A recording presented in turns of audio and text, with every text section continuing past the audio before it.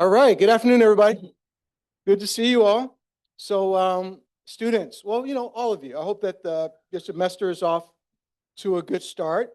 I hope that you were able to visit the Liberal Arts Undergraduate Festival yesterday afternoon. Show of hands. How many of you all popped through there? Okay, all right.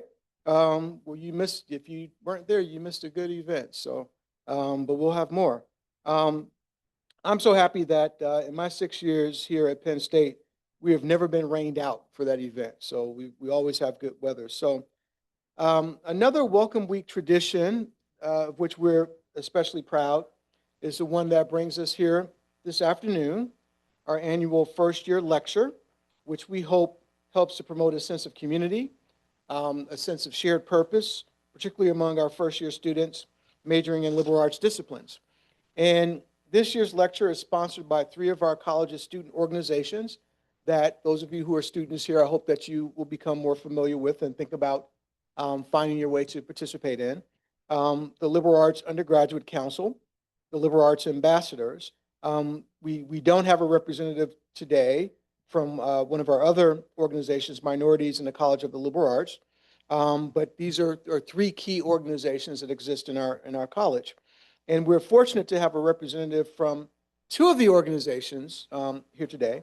And so I want to take a moment to invite those representatives to briefly introduce themselves and share just a little bit about their organization. So Michael, you want to, or however you all, whatever order, I shouldn't dictate. So, yeah.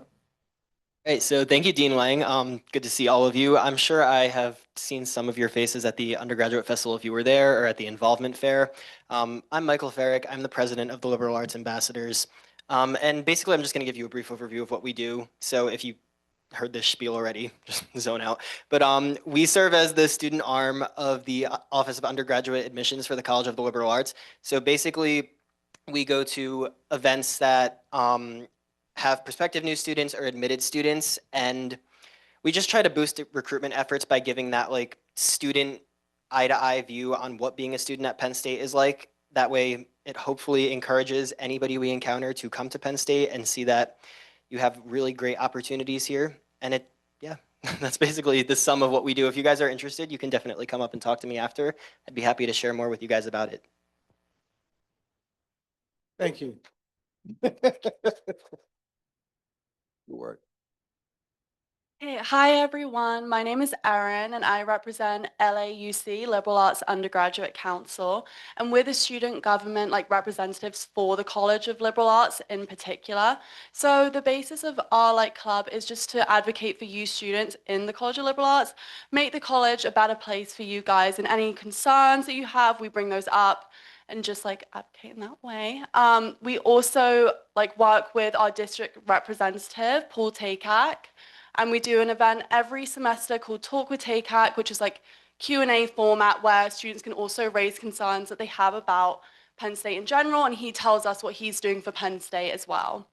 And we also do a lot of social bonding events too. It's all about connecting you guys with the College of Liberal Arts. I wish I joined this freshman year because I didn't really know what was going on as much, and I wasn't as connected to the resources. So if you guys want to get more connected, come to some of our social events too. I'd be more than happy for you guys to join.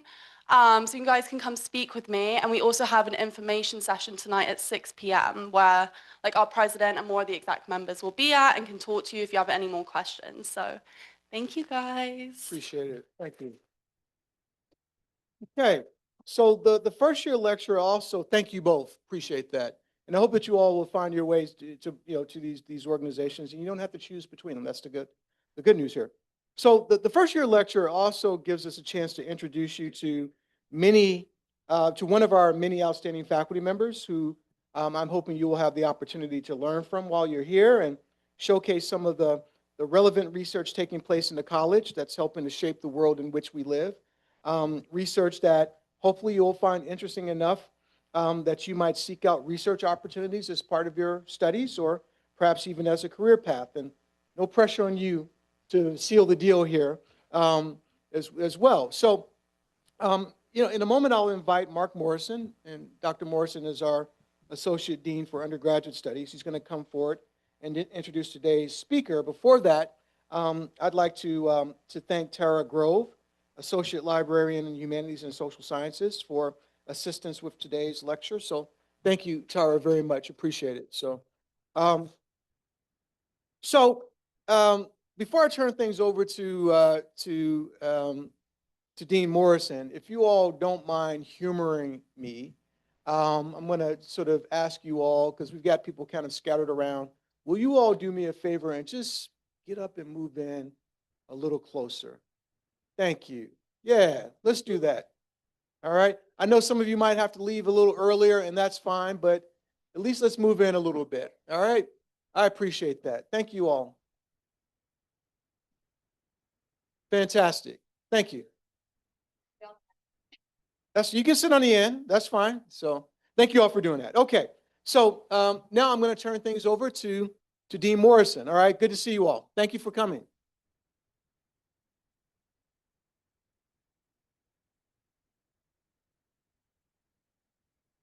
Okay, thank you, Clarence, and good afternoon, everyone. It's great to see you out here, and it's great to see you up in the rows toward the front. Thank you very much.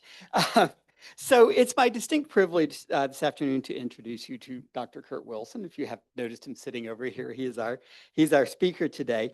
And Kirt is associate professor and head of the college's Department of Communication Arts and Sciences. And not surprisingly, he's a communication scholar, but his work studies the intersection of political rhetoric and debate, race and racism, U.S. history, and public memory. Communication, he argues, is one of the most essential but taken for granted human activities, from one-on-one conversations to group discussions and even cross-cultural exchanges. Dr. Wilson's research focuses on political communication in Congress during the Civil War and Reconstruction eras, as well as the struggle for Black civil rights in the 19th and 20th centuries.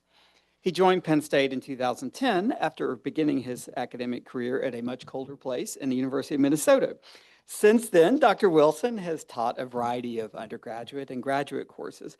And this semester, he's teaching CAS 100N, which is Introduction to Human Communication, as a lecture course that introduces 100 students to the field and core theories of communication studies. Through his research and in his lecture today, Dr. Wilson helps us better understand how communication shapes our lives, our identities, and our relationships. And more specifically, how listening, thinking, and sharing ideas can help a community, can keep a community connected, even when people disagree or see the world differently. And at a time when divisions feel sharper than ever before and real differences of opinion persist, it's important to create spaces where where conversations can happen and people can feel free to change their minds. And Penn State, and especially the College of the Liberal Arts, is one of these spaces, but keeping that way is going to take everyone's efforts. So we're delighted that Dr. Wilson could be here today to present the first year lecture, Communication, the Key to Resolving Fragmentation and Building Community in Precarious Times. Kirt, the floor is yours. Thank you. Okay, I'm going to confirm that the mic is on. Is that right? I know it is. I can actually hear it. It's like reverberating in my head. I'm kind of used to teaching without a mic, so if I get excited, and if my volume increases just a little bit, especially those of you who are in the front row, you can kind of go like this. Just relax, relax. It's all going to be okay. And I'll be sure to make some adjustments to how I'm talking. First of all, thank you so much, Mark, for that very kind introduction. I really appreciate it a great deal. Thank you, Dean Lang, for inviting me to do this particular opportunity. It's wonderful to be here. It's fantastic to have the opportunity to talk to the students that are new to the College of the Liberal Arts, as well as to those students who have already some leadership roles, right, in the college and are doing a lot of work for the College of Liberal Arts. I'm just really feeling privileged, right, to be here. I recognize that for some of you, you have kind of a small window of time, and so you may need to sneak out to go to your next class or a kind of post-class activity. If that happens, that's totally fine. But from my standpoint, one of the things that I need to do over the course of the next 50 minutes or so is make you not want to leave. Okay, so I'm going to do my best with respect to that. You'll see up here not only my talk, but also a little bit.ly URL. If you are interested in the slide deck and you kind of want to see what I'm going to be talking about or follow along, you can go ahead and follow that. There's also a QR code that's there. There'll be another QR code at the end for the slide deck and for a bibliography. Yeah, this is an academic lecture. There's a bib, and you can get that bib at the end of our talk together. So let me tell you a little bit first about the department that I lead. I'm the department head of Communication Arts and Sciences. And this particular department is interesting because it's what I call a medium large size department. And what I mean by that is that its research faculty, that is those that are on the tenure line, total only around 21. And that's pretty big, right? But it's not as big as some other departments like English. It's not as big as some other departments, right, like history. So from that standpoint, the total number of tenure line that we have is relatively small. However, we have 48 teaching faculty, right? Those are individuals who do constant instruction for us, especially in CAS 100, effective speech, but who at the same time are not necessarily on the tenure track. Beyond that, we have 39 graduate students who are both MA students as well as PhD students. So when you add them all together, right, that's a lot of people that are part of communication, arts, and sciences. Now, this particular department does a lot of different types of teaching. Right? We have classes in interpersonal communication, family communication, communication in healthcare settings, especially doctor-patient relationships, and how communication in that setting can be either effective or ineffective in getting the kinds of outcomes that you want to see. We have classes in argumentation. I've taught a class in argumentation before, argumentation and debate. We've got a class called Landmark Speeches, which actually looks at history, but instead of looking at history as a series of events, it looks at history as a series of speeches and oratories in specific moments of history that did or did not shift or change public opinion. Beyond that, we have political communication and technology, advocacy and entrepreneurship. That's a more recent class that we have in our department, and intercultural communication, among others. But the class that we're the best known for is effective speech.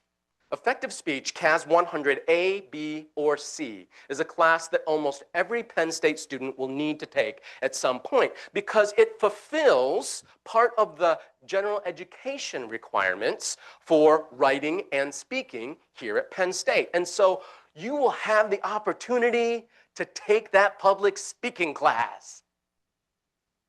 You will have the opportunity to take that public speaking class. Whew, wonderful. I see my heads know where I want to go.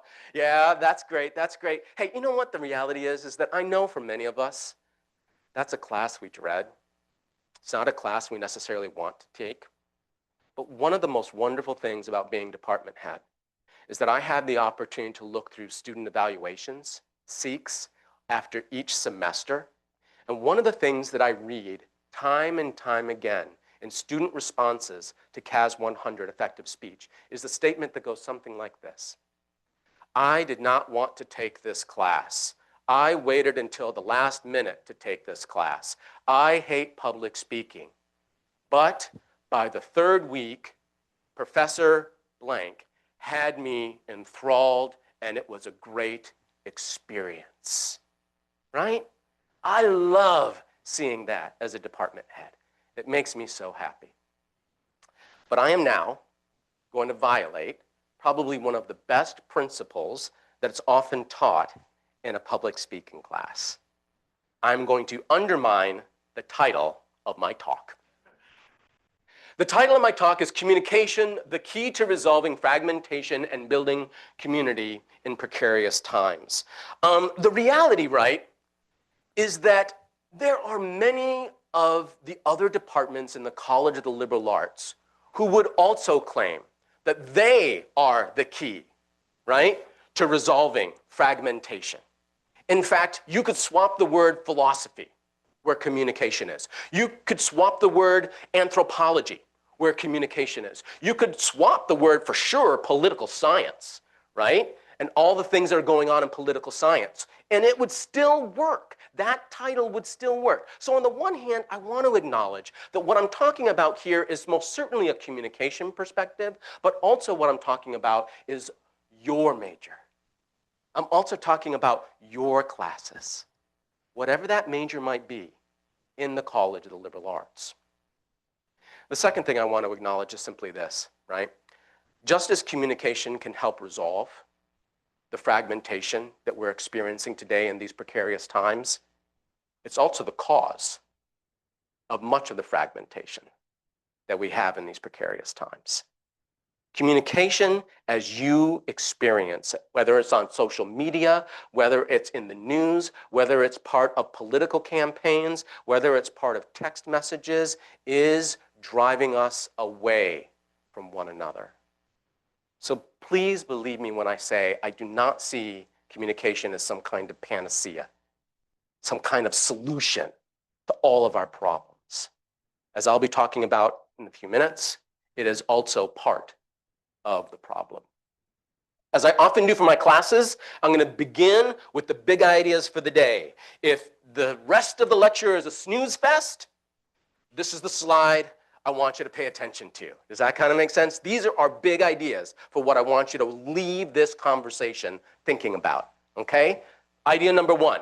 Fragmentation, I argue, is real and it is a pressing social issue, but exactly what we mean by fragmentation isn't entirely clear, and some people are worried about this kind of fragmentation, and other people are worried about that kind of fragmentation. So what is fragmentation again, right? That's one of the things that I'll be talking about. The second thing I'm going to talk about is this. The academic discipline of communication does suggest useful theories, methods, and skills for analyzing fragmentation and for resolving many of its forms, right? I do believe that my discipline has something to say about what fragmentation is and how it can be addressed. But also and simultaneously, a liberal arts education, I'm going to argue at the end of my talk, is designed to address and manage many different forms of fragmentation because a liberal arts education, at least in its classical sense, right? At least in its classical sense, emphasizes growth in both a student's individual freedom, that is your individual freedom, and your connection to other people. That is, at least from my standpoint, the two goals of a liberal arts education. Very quickly, preview, right? Good speech, needs a preview. Here, what we're going to do, we're going to talk about what is fragmentation. Second, two theories from communication that explore the idea of fragmentation, that come out of the idea of fragmentation, the goals and skills of the traditional liberal arts education, and then we'll close. So let's first of all just start with what the problem of fragmentation is, or perhaps is not, right? Any good study, hey, tip, especially for those of you who are freshmen.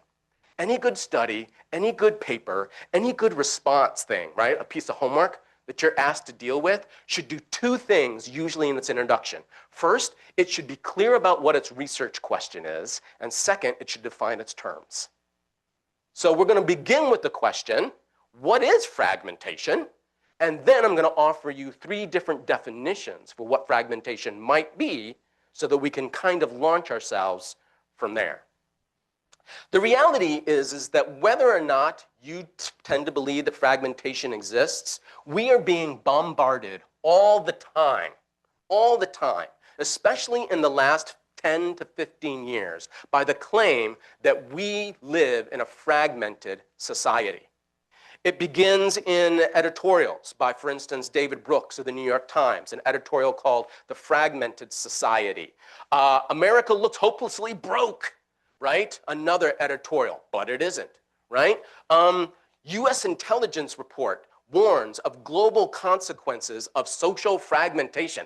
That, for me, is the scariest one, right? US intelligence is concerned about fragmentation? The CIA in 2021 is concerned about fragmentation? What does that even mean? I don't know. You'd have to look it up. One of the things you can do in this library, right, to figure out what that particular essay was all about. But it's not just in the United States, it's also in the UK, right? So here is the title of something from The Guardian Is society coming apart? Wow. Now that's a headline. Is society coming apart? Or how about this one from the Toronto Star? Fragmentation and the loss of mass culture. We no longer have a mass culture? All we have are these bits and pieces? These ideas that we live in a fragmented society are in many respects just part of the mediated ecology or culture, right? The communication culture in which we live. And it's something that speaks to this fundamental question of whether or not we live in a fragmented society. But you know what? What newspapers say, what they don't say, maybe that's not the best judge of whether or not we live in a fragmented society. One of the great things about getting an education is you can say things like, well, come on, Dr. Wilson, give me the facts. What are the numbers? I need the stats. Okay, let's talk about our first type of fragmentation. This is fragmentation as differences of interpretation and perception. Differences of interpretation and perception. The Pew Research Center, just this past March, did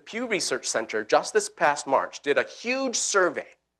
And the fundamental question that they asked individuals, regardless of whether they were Republican or Democrat or independent or unaffiliated, was, do we agree across party about the basic facts of life in the United States? That's what the question was. Do we share a reality? The results are discouraging. Democrats. 15% of Democrats say that we share a sense of the same facts. 83% of Democrats say we do not share a sense of the same facts. Among Republicans, 20% share that we say that we share the same facts. 20%, right? 79% say that we don't. We do not share a sense of what reality and life is actually like. Which means that we end up, when you go across the averages of all these adults, with 80% of those who responded, right? And this doesn't count those who didn't respond to the question. That's why the totals don't reach 100. Yeah, I know, I can do some math, right? That's why it doesn't reach 100. But 80% of individuals, right, believe that to a certain extent, we don't even share the same facts. This same study suggested that the one reason that folks thought the most why we don't share the same facts, 67%, people believe that when we even see the same facts and we acknowledge the same facts, 67% of respondents say that we interpret them differently on the basis of our political affiliation. So we can see the same quote-unquote reality and understand it completely differently based upon our political affiliation, at least according to this study. That's one type of fragmentation. Let's talk about another kind of fragmentation. This is fragmentation as polarization. The polarization of individuals across political ideas and values. Again, I'm going to turn to a Pew Research Center. They have been doing a number of studies on the question of polarization beginning all the way back in 1994. The most recent was in 2017, and this is what they found. In 1994, the vast majority of individuals polled, regardless of whether they identified as Democrats, independents, or Republicans, shared mixed values and beliefs about politics. That means that some of their ideas could be identified as leaning Republican. Some of their ideas could be identified as leaning Democrat, and that they would actually move back and forth depending upon whether we were talking about, for instance, international policy or economics or domestic policy or trade policy or civil rights issues, whatever it might be, right? There was a sense in which back in 1994, the huge center was what mattered, right? Look what's happened since then. Oh, the growing distance in 2004, more growing distance in 2011, by 2017, this same study suggested that by 2017, only a third of Americans surveyed had mixed opinions about policy or political values. Everybody had moved to the edges, right? Just as the median has moved to the edges. That's what we mean by polarization. And that's what some folks think polarization is. Okay, one more kind of polarization, right? Before we get to some other stuff, or one other kind of fragmentation. The next part of fragmentation I want to talk about is sometimes when folks talk about fragmentation, what they're really focused on is they're focused on the idea of culture, morals, institutions, things of that nature. So in this sense, when we're talking about fragmentation, we're talking about the breaking apart or the failure of institutions, relationships, a shared culture, our moral foundations. For some people, this is what fragmentation is about. It's not necessarily about politics per se. It's instead about the very things that make American culture hang together. That's what fragmentation is all about. Now, this is difficult to quantify. So instead of thinking about how we're going to quantify this idea, what I want to emphasize instead are the public intellectual books that at least I became aware of when I was your age, right? When I was an undergraduate and a graduate student, and how for a long time this real concern about fragmentation has been going on. I think one of the very first books that I was exposed to was by a conservative philosopher by the name of Allen Bloom. It was called The Closing of the American Mind. If I remember correctly, it was published in 1987. Yeah, 1987, and when Bloom wrote this particular book. And what this philosopher argued was essentially this: America's institutions of education have failed. And because America's institutions of education, colleges, high schools have failed, American culture is falling apart. And his argument was that we no longer teach the classics. We no longer teach Plato. We no longer teach Hemingway, right? All of these identity and diversity themes and concepts have come in. And as these identity themes and concepts have come in, we're now all doing our own little thing, and we no longer have a shared culture. Nobody, in other words, reads Shakespeare anymore. How many of you read Shakespeare? Raise your hand. Look at all you well-educated folks. Yeah, very good. See, that's why you're in the College of the Liberal Arts. But Allen Bloom said too many people don't read Shakespeare anymore, right? And that's the problem. The next book that I want to call to your attention was published in 2000, and that's a very famous book by Robert Putnam called Bowling Alone, in which Robert Putnam argued that, yeah, you know what? Society is breaking apart, but the reason that it's breaking apart is because no one's isn't part of these small institutions anymore. We don't go to the Elks Club. We're not members of our local church. We don't participate in bowling leagues, right? His argument was that people have withdrawn from the social and cultural institutions that used to bring us together, right? And because we don't participate with one another, because nobody goes to the Rotary Club anymore or participates in the activities of the Rotary Club, we have become a society who bowls alone, right? We just go to the bowling alley, buy ourselves bowl. Or, for some of us, we go to the movie theater, right? And we watch movies alone. Same basic idea. We have walked away from the institutions that used to hold us together. But let's face it, these two ideas, right, the intellectual one and the institutional one, these are in all likelihood not really where you're at. My guess is that probably, if we're really going to talk about the fragmentation of culture, what we need to focus on are things like this: The Chaos Machine, right? The Chaos Machine by Max Fisher. The inside story of how social media is rewiring our minds and our world. In this context, what fragmentation actually means is our exposure to certain types of media that is pulling us apart because we're all doing, I don't know, TikTok videos, right? We're all doing the same video, but then we're just swiping to the next one, right? I almost said we're all on Facebook. None of y'all are on Facebook, right? Right? My mother is on Facebook. That's who's on Facebook. But you get the point. Another good example, in fact, I think it's a better example, frankly, if you're looking for good analyses of how social media and the internet are impacting our society, is the second one, the platform society, public values in a connected world.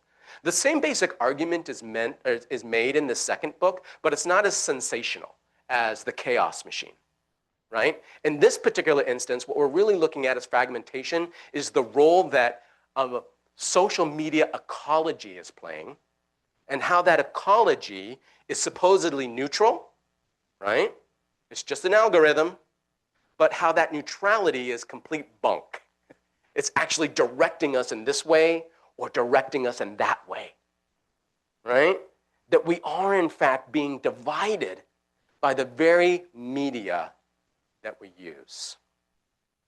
So this leads us to a really important question. And that question is, are we doomed? Right? Is this our future? Will we, those of us here, or perhaps someday our children, if we choose to have children, be doing nothing more than going down a furious road, get it? Furious road, in a Mad Max kind of environment, battling for our very survival? That's the question that the college theme of fragmentation for this particular year causes us to think about. And so I want to begin thinking about that theme, but I want to begin thinking about that theme through the lens of my field, communication. I'm going to begin and pretty much revolve, just because I don't have a whole lot of time, with this particular character, Kenneth Burke. Kenneth Burke is an iconoclastic theorist of English, literary criticism, communication, and rhetoric that wrote throughout the 20th century. If you were, like me, not just a communication scholar, but a communication scholar who was trained, especially at Northwestern University in Chicago, under the tradition of close reading, all of the elements of the new criticism movement coming out of English, and the way in which communication shifted that new criticism movement to understand the nature of symbolic action, you read yourself a hell of a lot of Kenneth Burke, okay? Because Kenneth Burke was all about that kind of stuff. And in 1973, he published a really interesting essay called The Rhetorical Situation. Now, what was interesting about this essay is that for Kenneth Burke, the rhetorical situation was not the situation of a speech, right? We now live in a rhetorical situation in which I'm trying to keep your attention and give you interesting things to think about. No, for Kenneth Burke, the rhetorical situation was the situation faced by a nation, faced by a region, or faced by a community in response to all of the tensions of fragmentation that existed in that particular geographical time and temporal situation. That's what he meant by the rhetorical situation. And the rhetorical situation that he was facing in 1973 was the rhetorical situation of Richard Nixon in the White House, the Vietnam War still ongoing, anti-war protesters marching in the streets, the civil rights and other rights organizations not only demanding their rights, as they did in the 60s, but also insisting in power, right? Whether we're talking about the American Indian movement, Red Power, where we're talking about the Black Panther movement, Black Power, power is what we need. And for him, that was the rhetorical situation of fragmentation that he faced in 1973. And Burke began with this idea. Humans are biologically separated from one another. Consequently, fragmentation is our natural state. It's our natural state. I need 2 volunteers. Can I get 2 volunteers? 1, come on up. I need 1 more. Come on up. Okay, here we go. What's your name? Cecilia? Reed, wonderful. Reed, face that way. Cecilia, face that way. Reed, I want you to choose a number between 1 and 100. You see it in your mind? You got it? Okay. Cecilia, what number is Reed thinking about? 17. 17. Reed, is it 17? No, we're not trying hard enough. Okay. Reed, I want you to think of a number between 1 and 25. You got it? Okay. Cecilia, think really hard. You're focused? You dialed in? Okay. What number is he thinking about? 23. Is it 23? No! Go ahead and have a seat. I can't believe it. What the heck? Burke's argument is that fundamentally, all aspects of our life that are biological makes us islands from one another. Cue the Simon and Garfunkel song for those of you who are of the appropriate age, right? I am a rock. I am an island. Your nervous system is yours alone. Your sight is yours alone.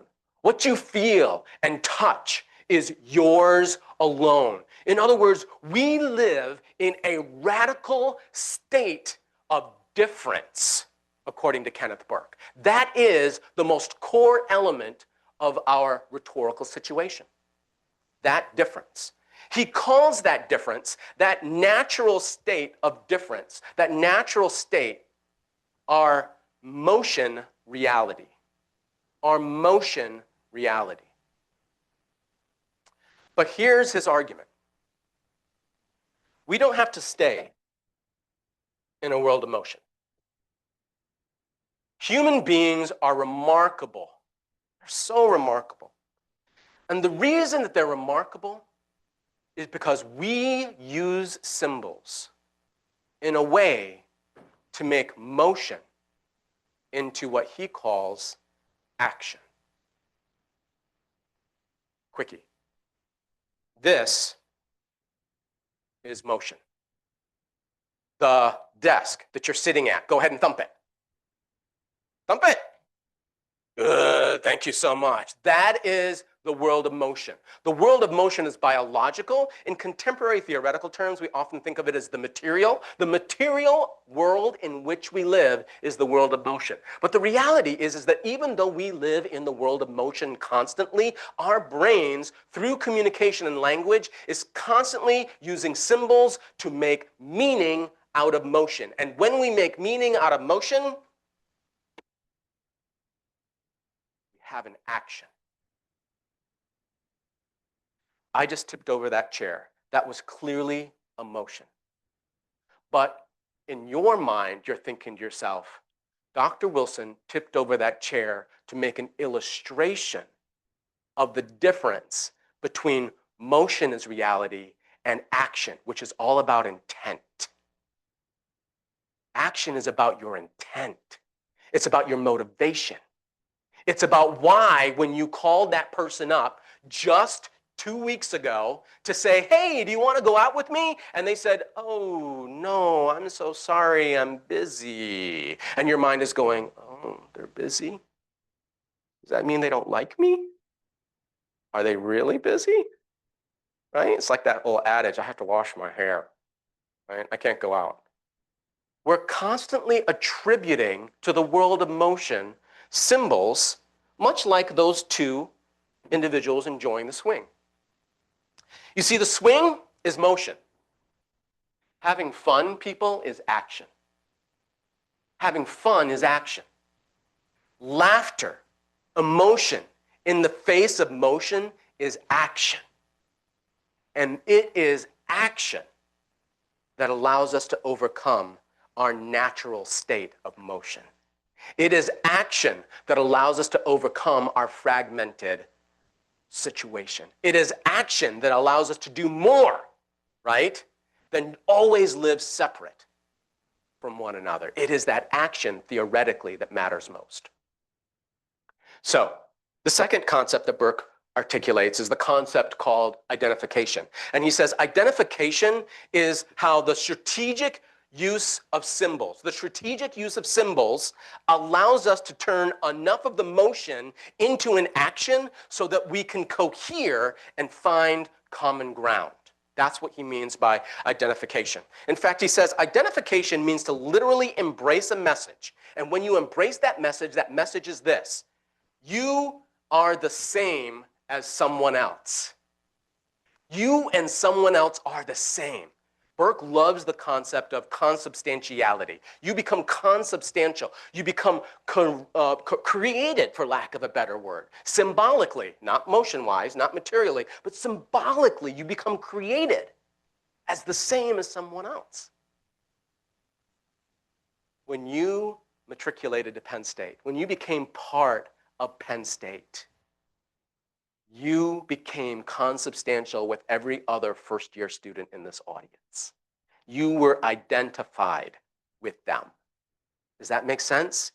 You were transformed from a high school student from wherever you came from, Philadelphia, Pittsburgh, New York, right? Ohio, don't matter where, and you were transformed into something different. Something through a process of identification. And according to Burke, there are 3 types of identification. The first is the easiest to understand. It's called identification by association. Sometimes in some theories, it's called identification by sympathy. But identification by association is when you say to someone, hey, we have something in common. We share something. And because we share something, we are connected. We are the same. I want you to turn to the person sitting next to you or behind you, okay? And I want you to find 2 things that make you the same as that person. 2 things that make you the same as that person. Do a little bit of enactment of identification by association. Go.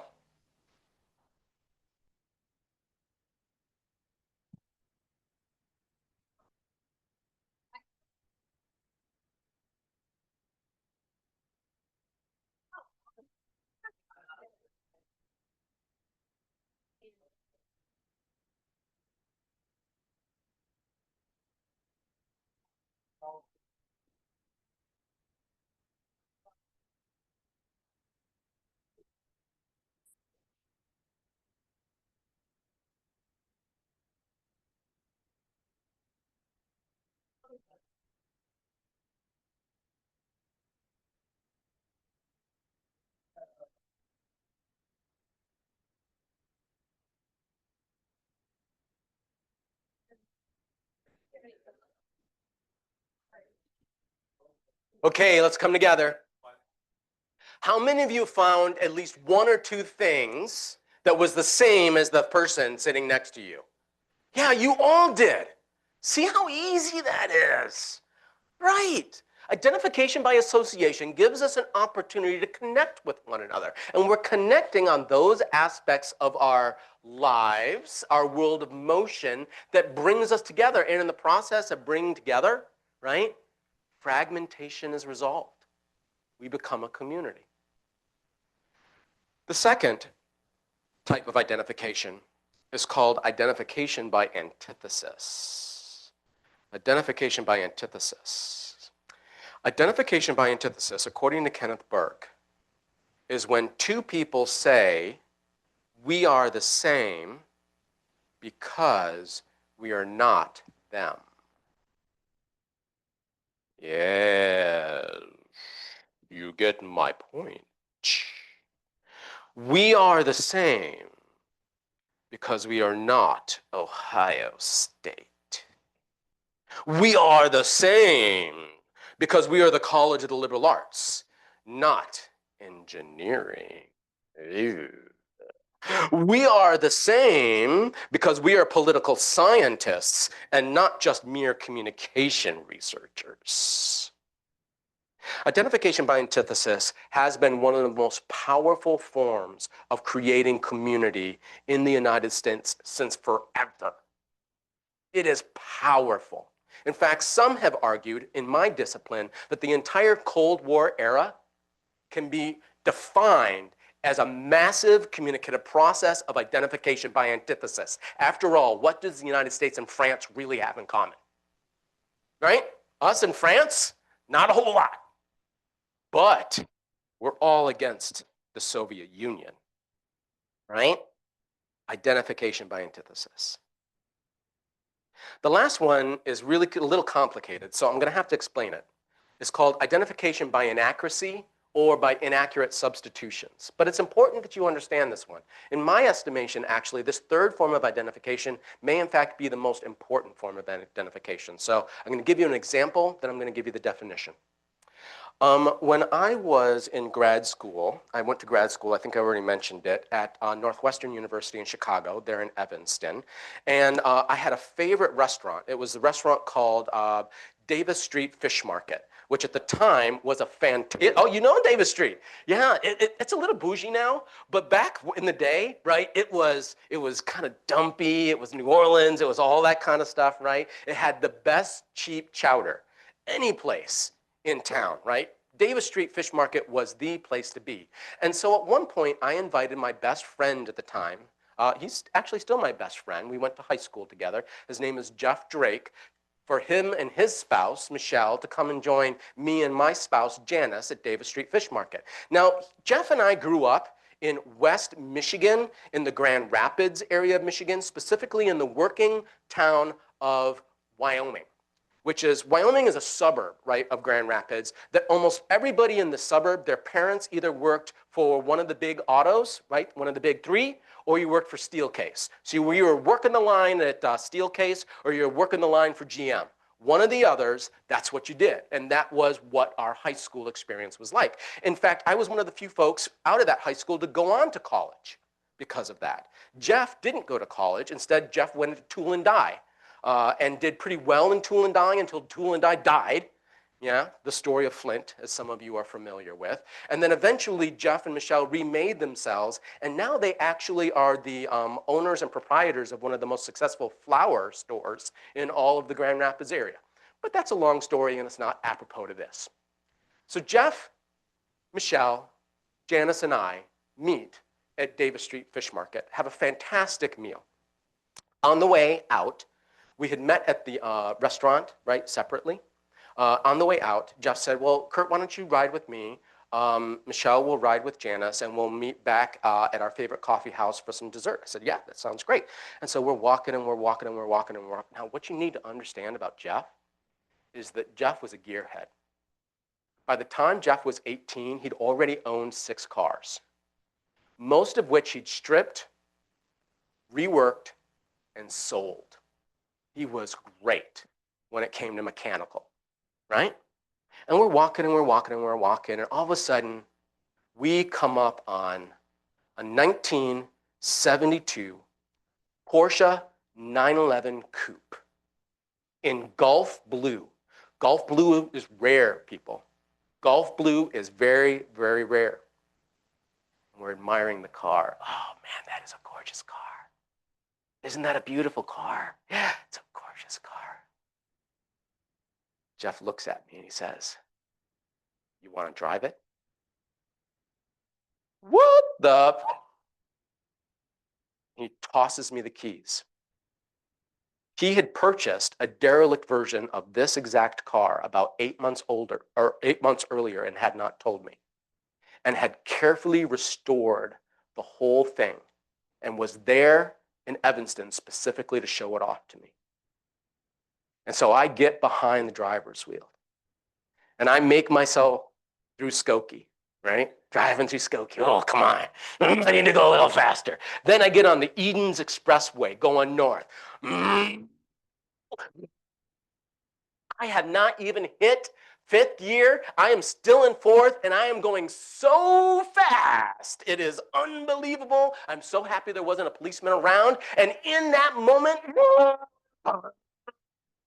as I'm going up the Edens Expressway, I am fast, I am powerful, and I am sexy.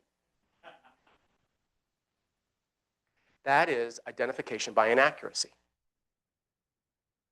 I am not fast. I am not especially powerful. And I sure as hell ain't sexy. Kenneth Burke says that as human beings, we have this tendency to assume the power of things that are not us as though they belong to us. A car becomes my power. A title like department head and all the power that goes with the department head becomes my power. Dean. And all the power that goes with being a dean can so easily become my power. Governor. President of the United States. But it's not just that. Burke says that when we engage in this identification by inaccuracy, what we're also doing is that we're working in a world of power that then leads us to ignore our own frailty. It leads us to ignore our own individual separateness from everybody else because we mistake the power of something else as our own. And that can even apply to the nation. It can apply to a political party identity. It can apply to so many other aspects of life. In fact, identification doesn't only bring us together, it literally can drive us apart, right? Identification can and often is the mechanism that creates fragmentation, and it does so by encouraging people to see each other as fundamentally different. And I'm better. I'm better. When we shout, we are, we are engaged in a threefold identification. Identification by association, because we are all members of the Penn State community. Identification by inaccuracy, because suddenly we are powerful. I've been to a football game. I have screamed at the top of my lungs, we are Penn State! Gladiator games begin! Right? Destroy! And all of that energy is channeled against somebody. It is. It's channeled against somebody, right? For just a moment, before I get to the concluding part of today's conversation, I want to acknowledge something from my own research, something that matters to me quite a bit, but unfortunately is something that in today's fragmented world, we're not encouraged to think about all that much. Much of what I've studied has focused on both the 19th and the 20th century, and the way in which a language of racialization creates, divides, unifies, and changes societies, and especially the society that we understand the United States to be, right? And you know what? I know a whole heck of a lot of racial-oriented theory, right? I know Afro-pessimism, right? I know the racial contract. My personal favorite is Stuart Hall, right? I'm a big follower of Stuart Hall and his theory, right, of Foucault's knowledge, power, combined with difference, what he calls the fateful triangle, right? I know my Fanon. I know all of that. But to a certain extent, the history of racialization in the United States through the 18th and 19th century can be explained easily through Kenneth Burke and identification. It begins in the 17th and 18th centuries with a recognition of just difference. Our skin color is different. Our skin color is different, right? And that difference, right, means that some of us are of European descent, some of us are African descent, some of us are of Asian descent, and we kind of begin to see those particular differences, right?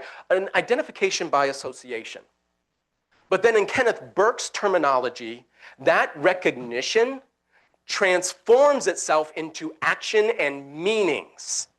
In other words, we engage in a rhetoric of meaning, and that allows us to take what is just a skin tone difference into an actual meaning difference, right? And that meaning difference makes so much sense for those who accept the identification message that it conveys.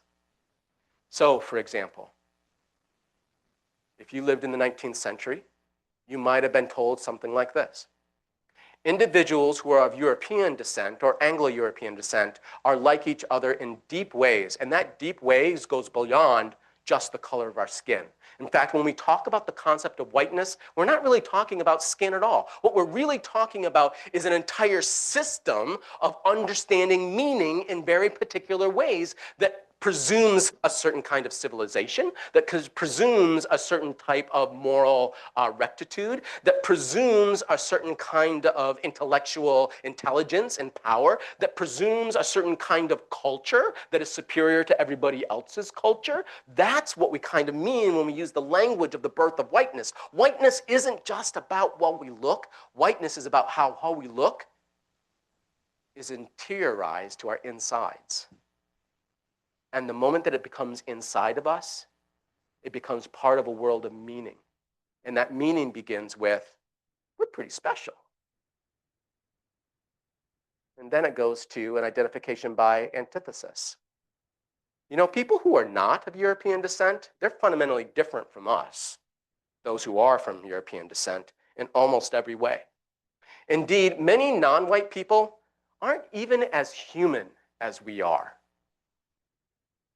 Folks, that is the discourse of a particular racialization that was widely accepted in the 19th century and still persists with us today. What makes a person human? Well, from Kenneth Burke, it's never going to be empirical. It's always going to be wrapped up in a symbolic rhetoric of meaning. Who is human and who is not? And if we're not willing to play that game, then we will lose. Right? It then leads to this presumption. Individuals of European descent not only do they belong, but they own a bloodline, or they own a civilization, or they own the nation. And in the process of owning the nation, they have a power that is the nation's power. It's no longer about me, right? It's no longer about me sitting here as a citizen of Pennsylvania. I am part of something much bigger than me. I am part of a nation, and that nation is steeped in what? It's steeped in whiteness. That is its tradition. That is its power. That's what makes me better. This is the language and how the language of identification works. And if you don't believe me that it exists, let's talk about a speech. In 1852, Frederick Douglass was asked to give a speech in Rochester, New York, as part of the ceremonies of July the 4th, right? The big patriotic ceremony, right? About 500 to 600 people were there. They were mostly of European Anglo descent. They were mostly white as opposed to black, although there were black folks in the audience as well. And they came expecting Frederick Douglass, the great abolitionist, to give a speech about the importance and power of the country. And this is what Frederick Douglass said. Fellow citizens, pardon me. Allow me to ask, why am I called upon to speak here today? What have I or those I represent to do with your national independence? Are the great principles of our political freedom and of natural justice embodied in that Declaration of Independence, are they extended to us? Do you see what he's doing here? He is calling out the currently existing rhetorical situation, the identifications that his audience had. And that identification was that if you were white in that particular audience, you were part of the nation. And he asks, am I part of the nation? And he responds, I say it with a sad sense of disparity between us. I am not included within the pale of this glorious anniversary. Your high independence only reveals the immeasurable distance between us. The blessings in which you this day rejoice are not enjoyed in common. The rich inheritance of justice, liberty, prosperity, independence that are bequeathed by your fathers is shared by you, not by me. The sunlight that brought life and healing to you has brought stripes, death to me. This 4th of July is yours. It's not mine. You may rejoice. I can only mourn. In this speech, what Frederick Douglass does is he uses communication and identification to combat communication and identification. He uses this part of the speech to point out to his audience, again, who are mostly white, that they have been part of and parcel of an identification in which whiteness defines the nation and justifies slavery. But he doesn't stop there. He then makes a second move, a move that I don't have on the screen for you, but I want you to hear it. He then says, but what if the whiteness that protects slavery is actually antithetical to the Declaration of Independence? What if the Declaration of Independence, if that is our guiding document, the start of our nation, what if it means that actually all of you in the audience who think you're the children of the founders are not the children of the founders because you have abandoned the most important identification that you are supposed to embrace? It's actually me, the once slave, now abolitionist orator who represents the nation.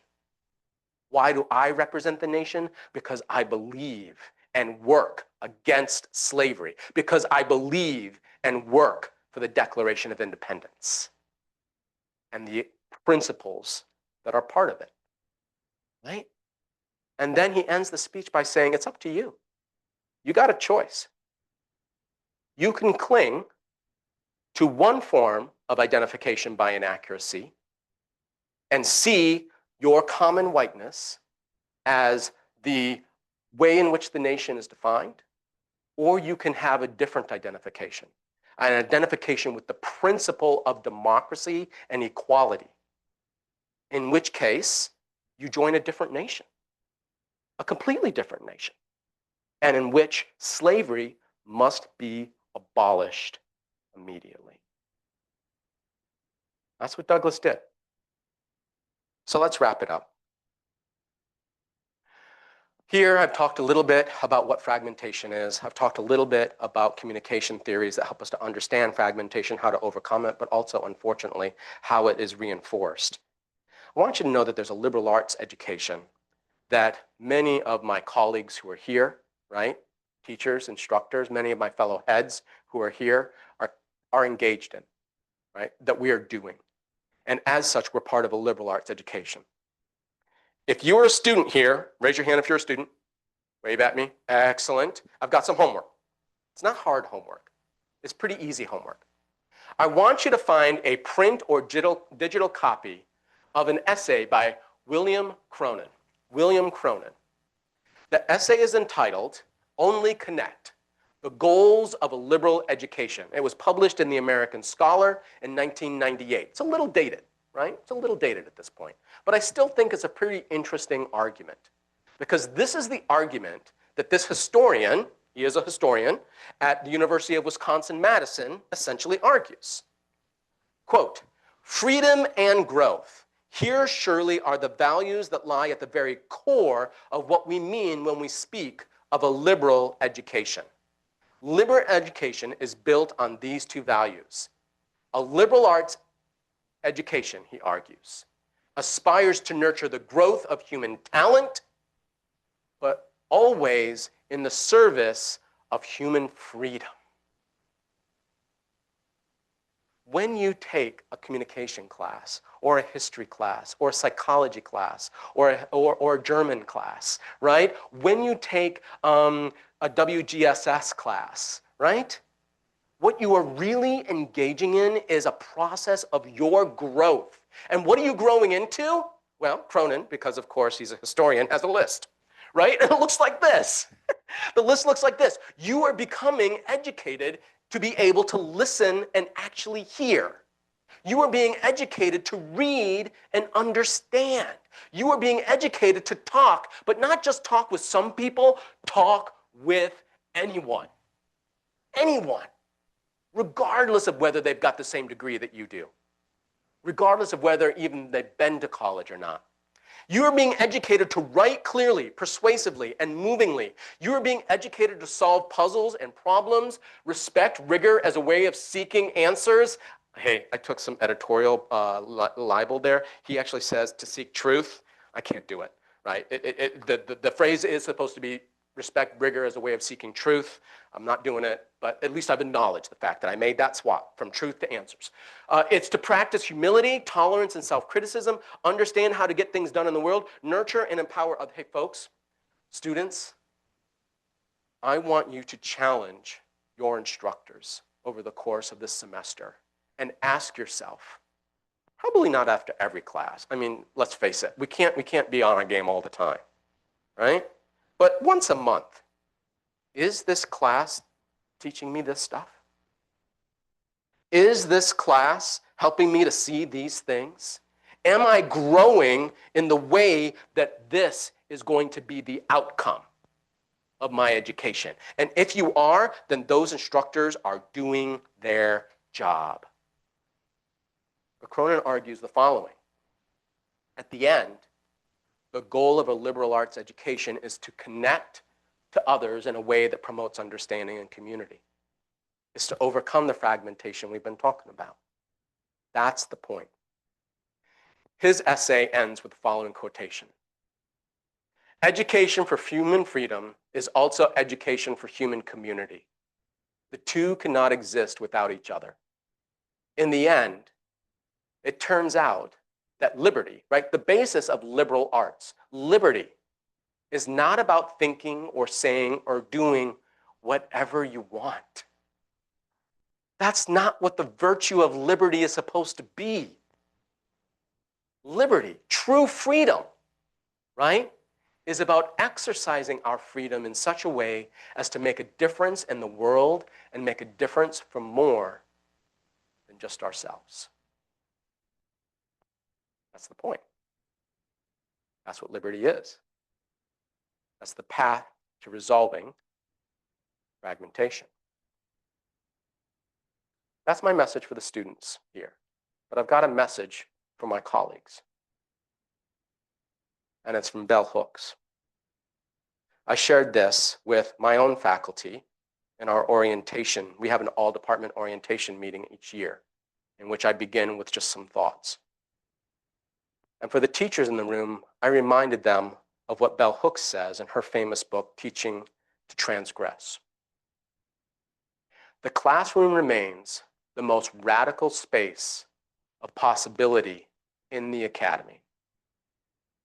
I, she says, celebrate teaching that enables transgressions, a movement against and beyond the traditional boundaries that have been set for us by others. It is a movement which makes education always the practice of freedom. Thank you for your time.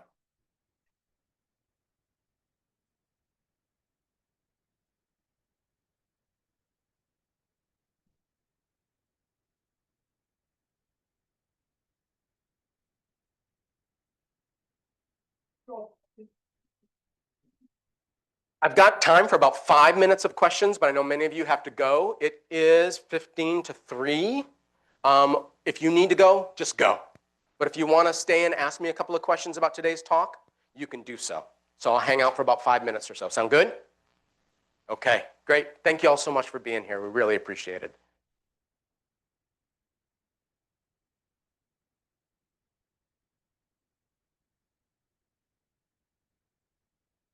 Yeah, take care, man. Take care. You bet. Please. A little bit about like what the process behind your research looks like what are like kind of how do you go about conducting that research and what does it look like in terms of like how you focus on like language and that sort of thing Yeah. as like Yeah. as yeah Yeah, so there's lots of different ways to describe what I do. So I am often referred to in my own discipline as a rhetorical theorist and critic. And what that means is two things. First, the rhetorical part. It means that my education is a long history that's called the rhetorical tradition that actually is an international history. There are roots of the rhetorical tradition that we find in China and in Asia. There are roots of the rhetorical tradition that we find in Latin America.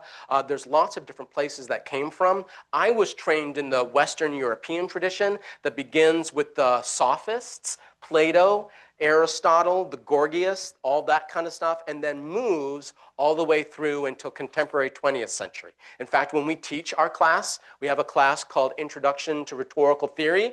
Amongst just the teachers, we call it Rhetorical Theory, Plato to NATO, right? Because that's how we think about it, right? You're going from one end to the other spectrum. So that is the theoretical lens that I think about. But then I'm a critic. I'm a humanist, critic, and interpreter of the things that I see. And the easiest way to explain this is to look to my colleague, Mark, here, and the English department. Rhetorical criticism within the context of my discipline looks an awful lot like literary criticism, but it is applied less to poetry and novels than it is to public discourse, right? So whether those are speeches, or when I was younger, I was a specialist in the arguments that are part of congressional debate. What are the nature of congressional debate, especially in the Civil War and the Reconstruction era, and how did those debates, the metaphors they used, the language they offered, the way in which, and this was part of my history, I had a minor in history, right? History then picks up in newspapers and starts repeating some ideas instead of other ideas, right? How then does that circulation and reception work? So it involves a lot of archive work.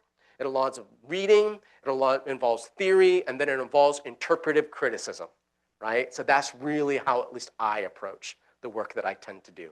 And these days, I do not only work on the 19th and 20th century, I'm starting to do some work on the visual, right? So what is the nature of visual imagery? I just finished an essay on the evolution of posters, right? From France, Germany, and the UK in the early 19th century all the way to today, and how posters as a form of political communication emerged. Any other questions?